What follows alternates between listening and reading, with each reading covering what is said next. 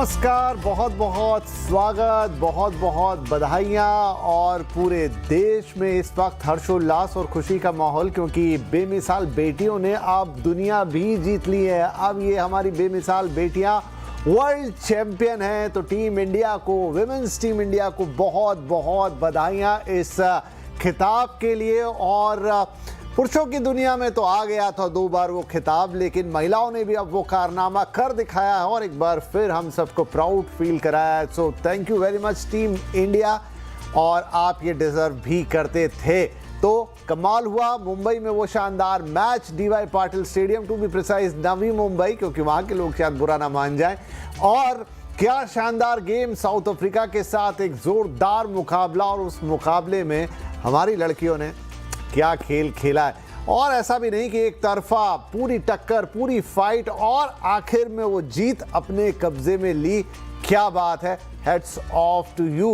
तो अब तो ये इतिहास बन चुका है, टीम इंडिया ये विमेंस वर्ल्ड कप की ट्रॉफी उठा चुकी है। और वो तस्वीरें आप सबने देखी और पूरा सोशल मीडिया उससे भरा पड़ा है। और यकीन मानिए कई दिनों तक वही तस्वीरें, वही मूवमेंट, वही वीडियोस छाए रहने वाले हैं। तो इस जीत के जश्न को हम भी थोड़ा और जज्ब करते हैं, और ये भी कि ये एक बहुत बड़ा टर्निंग पॉइंट है इंडियन विमेंस क्रिकेट के लिए, या इनफैक्ट मैं कहूँ कि विमेंस क्रिकेट के लिए, क्योंकि एक दबदबे को जो पिछले 25 साल से था, सिर्फ या तो ऑस्ट्रेलिया या इंग्लैंड, उसको तोड़ा है इस इंडियन टीम ने। और न सिर्फ इंडिया के लिए बल्कि पूरे साउथ एशियन क्रिकेटिंग नेशंस या अन्य देशों के लिए जो क्रिकेट खेल रहे हैं, जहां पर महिलाएं क्रिकेट खेल रही हैं, उनके लिए एक नई मिसाल कायम की है कि हाँ, हम ये कर सकते हैं। तो शाबाश बेटियों, आप, पूरा देश यही कह रहा है। तो चलिए आज के भी इस खास कार्यक्रम की शुरुआत करते हैं, जब इंडिया ने वो शानदार धमाकेदार जीत सेमीफाइनल्स में अर्जित की थी अगेंस्ट ऑस्ट्रेलिया। तो हमारे साथ थी सीनियर स्पोर्ट्स जर्नलिस्ट शारदा उग्रा और क्रिकेट एनालिस्ट चंद्रेश नारायणन। आज भी दोनों हमारे मेहमानों को हमने आमंत्रित किया और बहुत बहुत धन्यवाद कि आपने वक्त निकाला। चंद्रेश आ चुके हैं। तो चंद्रेश, अब देखिए, बहुत सारी बातें हम करते हैं जब फाइनल्स मुकाबले या बड़े मुकाबले होते हैं, और फाइनली जब वो कन्वर्ट हो जाते हैं। मुझे आज भी वो दिन याद है जब हमने मेंस क्रिकेट के फाइनल के पहले, जो कि अहमदाबाद में खेला गया था, ढेर सारी बातें की थी। अनफॉर्चुनेटली वो ट्रॉफी हम नहीं उठा पाए, लेकिन महिलाओं ने वो कर दिया, वनडे विश्व कप उठा लिया है। मैं आपकी पहली प्रतिक्रिया जानना चाहूंगा। जबरदस्त जीत है, और मैंने आपसे विपिन जी पिछले बार भी कहा था सेमीफाइनल के बाद कि इंडिया विमेंस क्रिकेट में स्लीपिंग जायंट माना जाता था, क्योंकि मतलब उस तरह का उनका इन्वॉल्वमेंट नहीं था विमेंस क्रिकेट में जिस तरह का होना चाहिए था। और आई थिंक पिछले कुछ सालों में, आई थिंक 2017 में जो फाइनल में पहुंचे इंडिया टीम, तब से लेकर अब तक काफी बदला है, और काफी अच्छे के लिए बदला है विमेंस क्रिकेट के लिए इंडिया में। और उसी का आप नतीजा देख रहे हैं इस वक्त, और मुझे लग रहा है बेहतरीन सफलता भारत के लिए इस विमेंस वर्ल्ड कप को जीतने के लिए। और आई थिंक यहां से जो आपको करना है कि आपको विमेंस क्रिकेट में और ज्यादा रुथलेस होना है। विपिन जी, मैं एक बात हमेशा मानता हूं, भारत के पास जितनी आबादी है, भारत के पास क्रिकेट में जितना पैसा है, हमें क्रिकेट में एज ग्रुप में जेंडर्स के अक्रॉस चैंपियन नहीं, टोटल डोमिनेशन होना चाहिए। क्योंकि हमारी जितनी आबादी है उतनी तो ऑस्ट्रेलिया के मतलब हो भी नहीं सकता कभी। ऑस्ट्रेलिया में अगर डोमिनेट करता है हर फॉर्मेट, हर विमेंस क्रिकेट और मेंस क्रिकेट में, क्योंकि वहां पे एक सिस्टम बना हुआ है विच नर्चर्स चैंपियंस। हमें उसी तरह एक रुथलेस सिस्टम बनाना पड़ेगा, और उसमें अभी आप कोई एक्सक्यूज नहीं दे सकते, कोई आप ये नहीं बोल सकते कि नहीं, हम ऐसे नहीं, वैसे नहीं, ये नहीं हो पाया, वो नहीं हो पाया। उसकी कोई गुंजाइश ही नहीं है अभी, क्योंकि आपके पास बेमिसाल पैसा है, बेमिसाल आबादी है, और टैलेंट तो कूट कूट कर भरा हुआ है।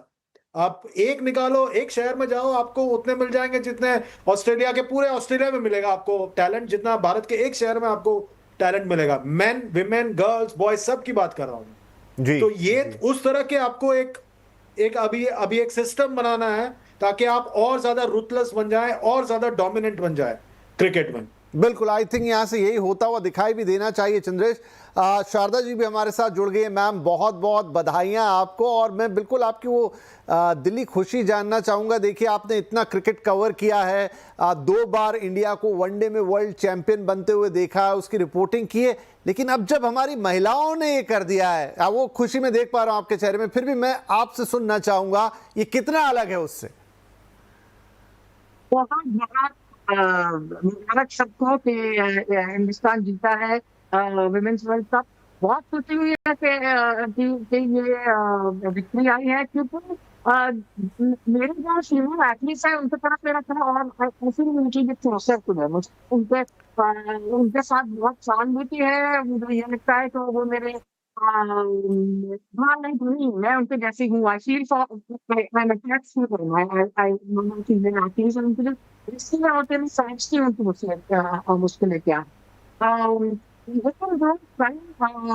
जो तो शारदा जी, आपकी ना मुझे ऑडियो क्लियर नहीं आ पा रही, मैं आपको रिकनेक्ट करता हूं, क्योंकि फिर वो मज़ा नहीं आएगा वो पूरी बातचीत सुनने में। तो जितनी देर में हम शारदा जी को रिकनेक्ट करें, थोड़ा सा कल के मैच को रिकलेक्ट कर लेते हैं। क्या शानदार मैच! भारत ने टॉस जरूर हारा, पहले बैटिंग करने को मिली। जब वो बोर्ड पे 300 रन से आंकड़ा थोड़ा सा कम रह गया तो लगा कि यार ये कहीं मामला बिगड़ ना जाए, लेकिन ऐसा होने नहीं दिया। क्या बैटिंग और क्या शानदार बॉलिंग, और आखिरकार वो ट्रॉफी आई।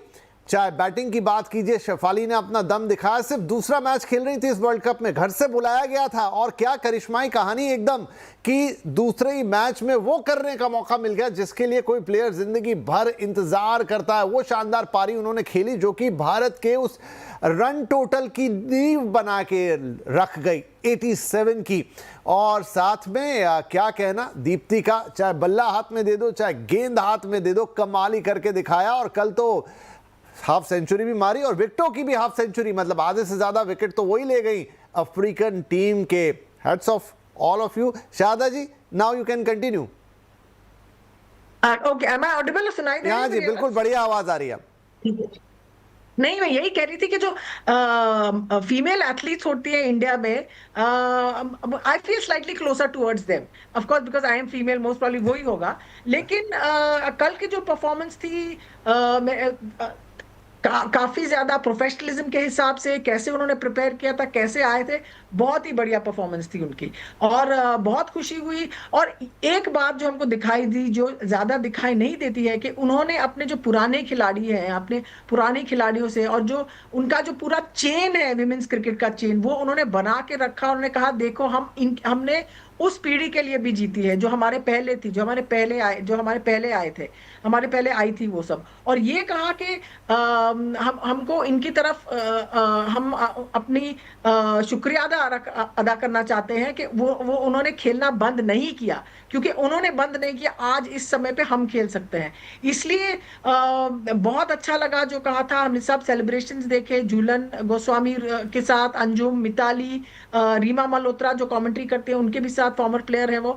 तो बहुत अच्छा लगा कि उन्होंने ही अपनी एक जो कड़ी थी वो बना के रखी। अब हमने देखा कि विमेंस क्रिकेट इतना बिल्कुल टाइट और इतना यूनाइटेड और इतना सारा प्यार है जनरेशंस के बीच में।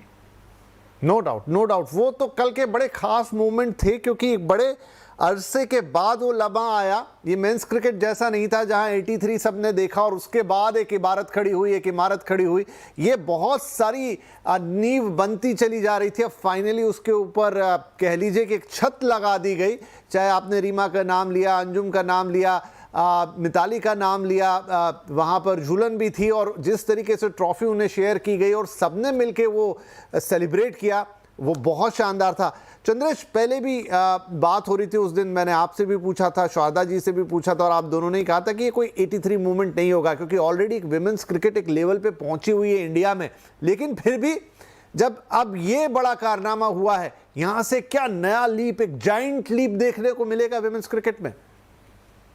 पहली बात तो मैं कहूंगा कि आपने वो कर दिखाया जो कोई नहीं कर पाया आज तक। आपने शारदा का आवाज थोड़ा कम कर दिया था। ये बहुत मुश्किल से होता है, आप समझ जाइए। ये आपने कारनामा किया है। कल हमारी विमेंस क्रिकेट टीम ने कारनामा किया डीवाई पाटिल में, और आज आपने ये कारनामा किया। विपिन जी, सब लोग आपकी इस बात के लिए आप पर नजर रख रहे हैं। दूसरी बात, यहां से छलांग लगाना मतलब जो ऑस्ट्रेलिया करता है, मैं ऑस्ट्रेलिया को एक पैमाना मानता हूं मेन एंड विमेन क्रिकेट में।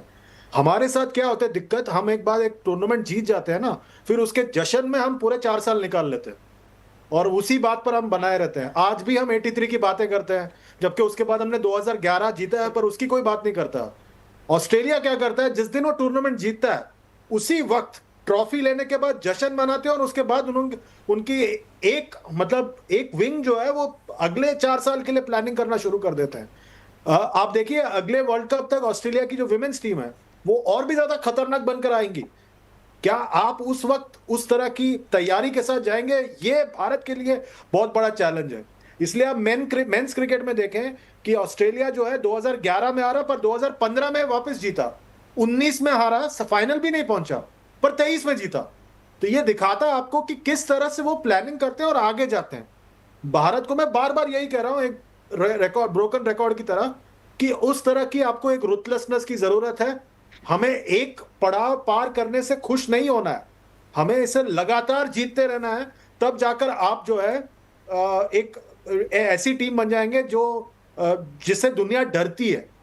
बार बार कहते थे India women's cricket sleeping giant है। अब ये स्लीपिंग जायंट को सोना नहीं है, जागना है और 24 घंटे जागना है। बिल्कुल चंद्रेश, लेकिन थोड़ा तो सेलिब्रेट करने दीजिए यार। आप तो बिल्कुल अब थोड़ी खुशी तो मना ले। हम कितने समय बाद ये मौका आया है।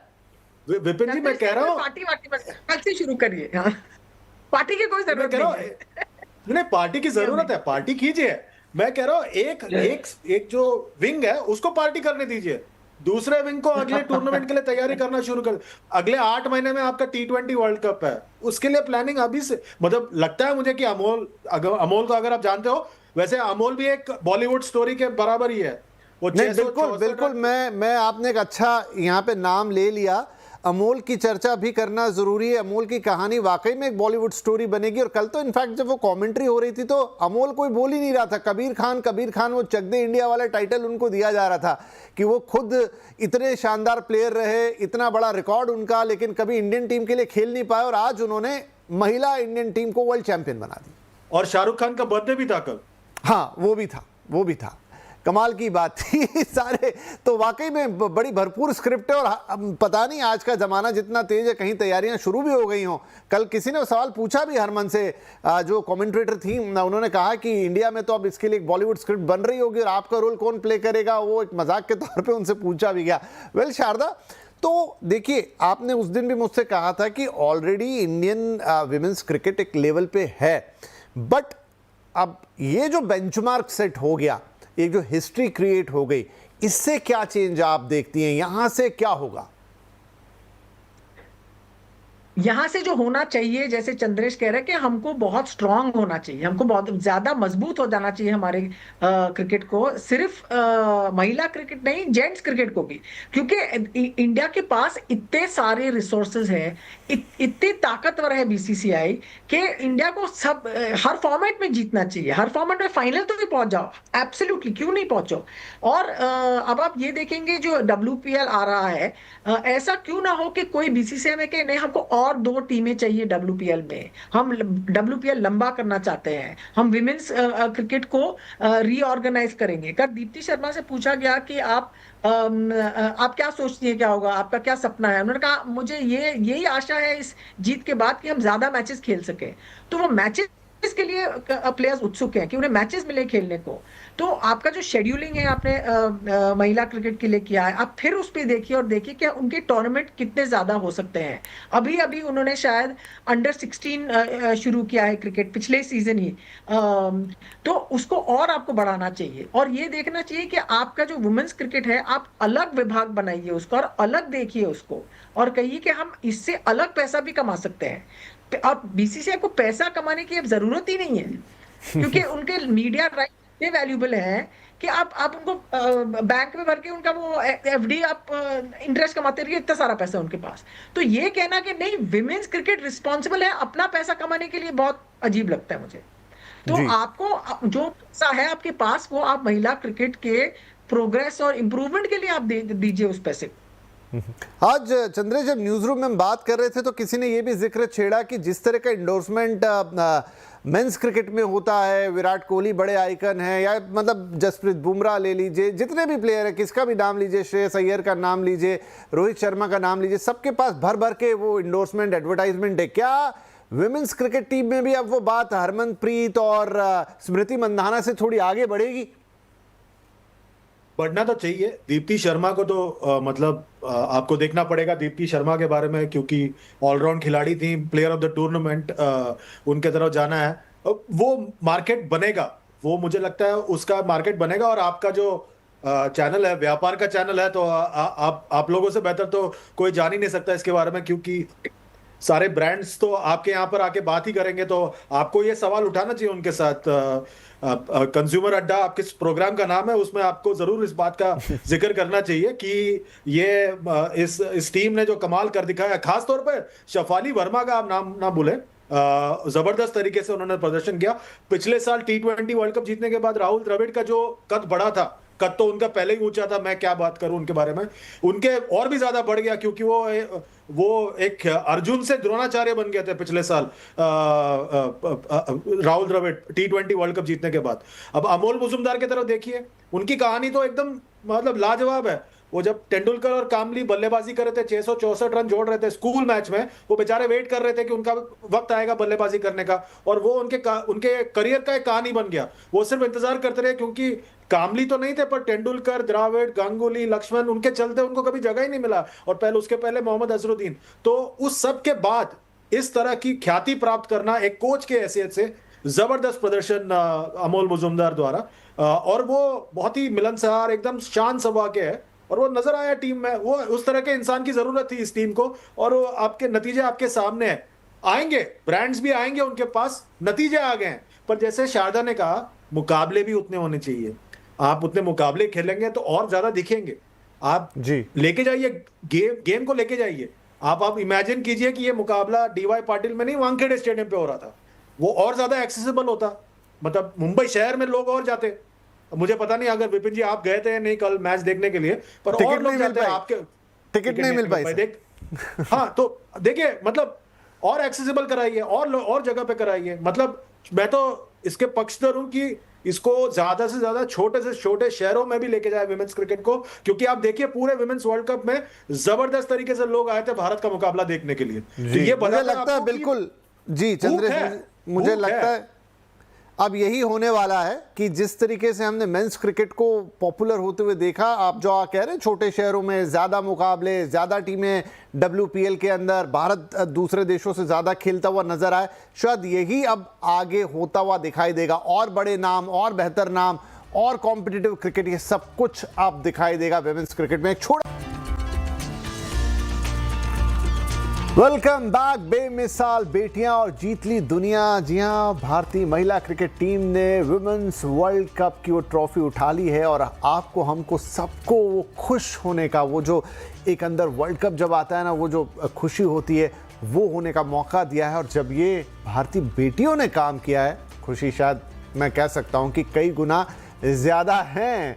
बेटे भी करते हैं तो अच्छा लगता है, लेकिन बेटियों ने किया है तो बात ही कुछ अलग है। नाउ हमारे दोनों मेहमान हमारे साथ हैं। थोड़ा मुझे लग रहा है हमने बहुत ज़्यादा फ्यूचरिस्टिक बातें कर ली कि क्या होना चाहिए, वो ज़रूरी है यहाँ से आगे, लेकिन मुझे लगता है कि थोड़ा ज़रा वो अंदर अभी खुशी है उसको और महसूस करें। शारदा जी, कल मैच में जब 300 नहीं लग पाया था बोर्ड पर, तो थोड़ा सा एक लगा था कि क्या ये हम उस टोटल पे जा पाएँ, क्योंकि पिछले मैच में जब वो हरमनप्रीत ने बोला था हम पहले बैटिंग करते हैं बाद में करते हैं, हमको 350 रन बनाने ही हैं, उसके बिना काम नहीं चलेगा। कल वो बात मुझे उनकी याद आई और मुझे लगा कि यार ये थोड़ा कम ना पड़ जाए। क्या आपको भी मन में ऐसा लगा था, आपको लगा था कि नहीं ये फाइनल्स है और वो दिन अलग था, ये दिन अलग था, 298 भी बहुत है?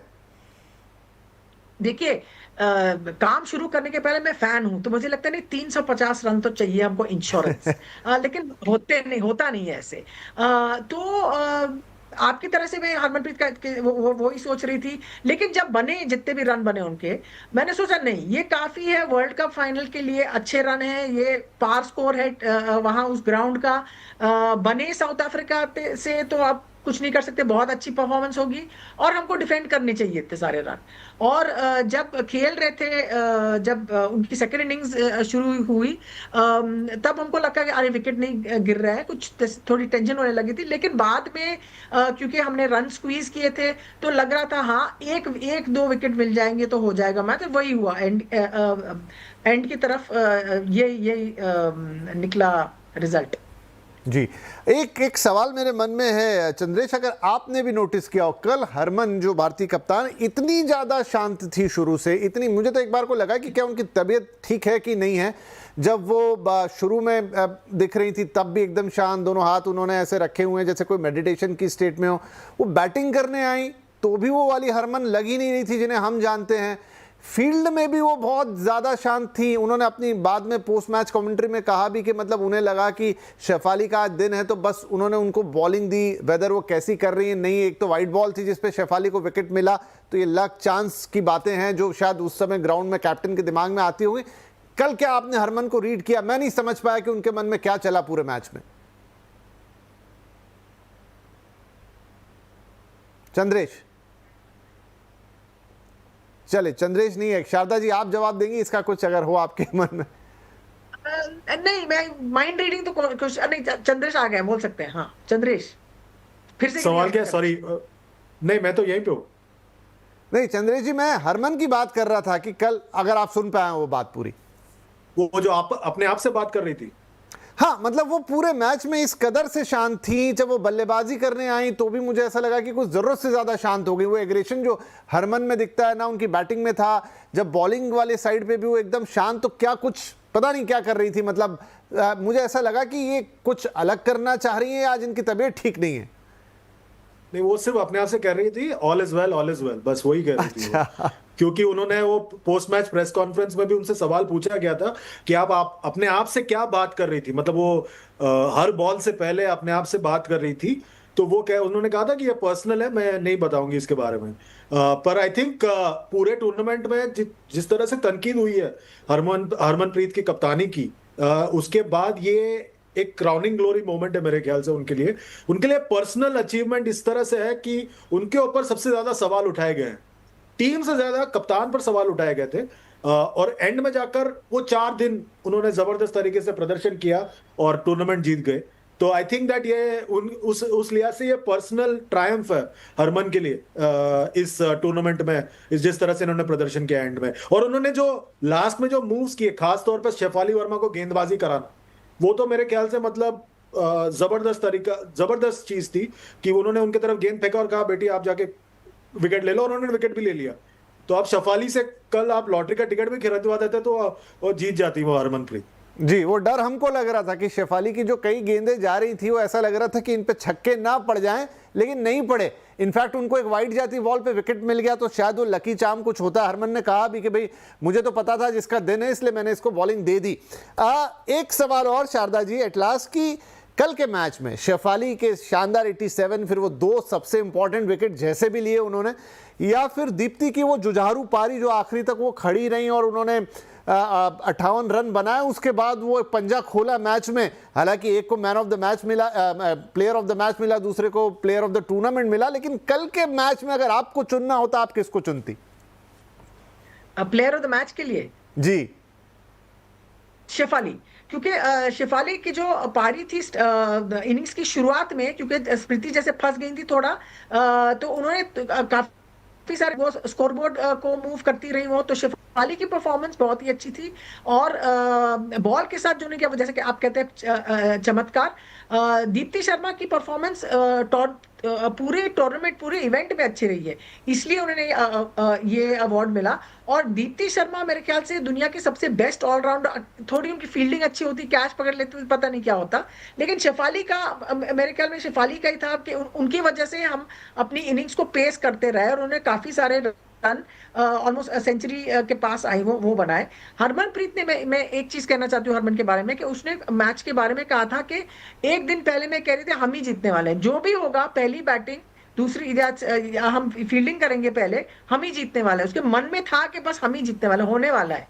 तो ऑलमोस्ट लाइक जिसको कहते हैं बिलीव, मैनिफेस्टेशन, जो भी है वो हुआ था। बहुत ही शांत थी वो, और आखिरी कैच भी लिया उन्होंने, अच्छा था, शार्प कैच था, उन्होंने लिया। लेकिन मेरे ख्याल से शेफाली वर्मा को man of the player of the match देना मुझे तो ठीक लगा। हाँ बढ़िया, खैर कोई सवाल नहीं, जस्ट कि ये था कि इतने अच्छे अच्छे उम्दा प्रदर्शन थे मैच में कि किसको चुने। बिल्कुल सही आपका कि हाँ क्विकली चंद्रेश, समय तो खत्म हो गया पर बोलिए। एक आखिरी पॉइंट मैं कहना चाहता हूं, कुछ भी हो जाए आपको एक बात साफ हो गया है कि 2011 वर्ल्ड कप भारत ने मुंबई में जीता था, 2025 women's world cup Navi Mumbai में जीता था, 2026 T20 वर्ल्ड कप जब होगा तो वो फाइनल, विपिन जी आपके जरिए मैं चाहता हूं जनता एक मुहिम चलाए कि वो फाइनल मुंबई में हो, क्योंकि आपको पता है अगर आपको विश्व चैंपियन फिर एक बार बनना है T20 में तो आपको वो फाइनल मुंबई में ही खेलना पड़ेगा और कहीं नहीं। चलिए बिल्कुल, ये भी एक मैं सहमत हूँ।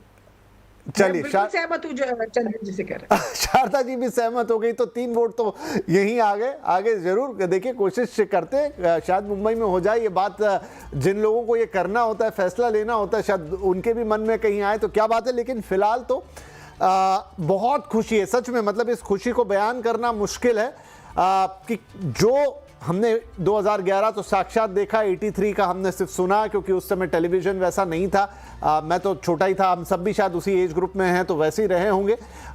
लेकिन अब ये जो देखा है 2025 के अंदर, और ख़ास तौर पे भारत की महिलाओं ने ये करके दिखाया, देश की बेटियों ने, एक अलग ही खुशी दी, एक अलग ही अंदर से सेटिस्फैक्शन मिल रहा है इस जीत का, और ये बना रहे बहुत समय तक। और बाकी जैसा चंद्रेश और उग्रा ने कहा कि आने वाले वक्त में ये टीम और ऊपर जाएगी, उसकी तैयारी कर रही है। इनफैक्ट हम फिर बैठेंगे, फिर बातें करेंगे ढेर सारी, और इस टीम को ऊपर बढ़ता हुआ देखेंगे। फिलहाल के लिए आप दोनों का बहुत बहुत धन्यवाद, और एक बार फिर से टीम इंडिया और पूरे देश को जी खोल के बधाइयाँ। नमस्कार, जय हिंद।